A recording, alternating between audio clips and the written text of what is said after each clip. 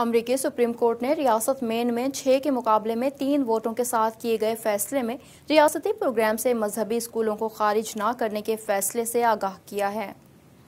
امریکہ کی supreme court نے مذہبی اسکولوں کو خصوصی تعلیم کے دائرہ کار میں ریاستی امداد سے خارج نہ کرنے کا فیصلہ کیا ہے۔ سپریم کورٹ میں 6 کے مقابلے میں 3 ووٹوں کے ساتھ کیے گئے فیصلے میں عدالت نے ریاستی پروگرام سے مذہبی اسکولوں کو خارج نہ کرنے کے فیصلے سے آگاہ کیا ہے۔ فیصلے کا اعلان کرتے ہوئے سپریم کورٹ کے چیف جسٹس نے کہا کہ پروگرام میں مذہبی آزادیوں سے متعلق آئینی دفعات کی خلاف ورزی کی گئی ہے۔ سونیا سوٹومائر ان 3 ججز میں سے ایک ہیں جنہوں نے فیصلے کی مخالفت کی۔ انہوں نے اپنے فیصلے میں لکھا ہے کہ عدالت نے چرچ اور ریاست کے درمیان تقسیم کی دیوار کو مسمار کر دیا ہے۔ دسمبر میں ریاست مین میں سرکاری اسکولوں تک رسائی حاصل نہ کرنے والے دیہی خاندانوں کو نجی اسکول کی ٹیوشن کی لاگت کے دائرہ کار میں لے لیا تھا، لیکن اس میں مذہبی اسکول شامل نہیں کیا گیا تھا، جس پر عدالت سے رجوع کیا گیا اور بعد میں یہ مقدمہ سپریم کورٹ میں چلا گیا۔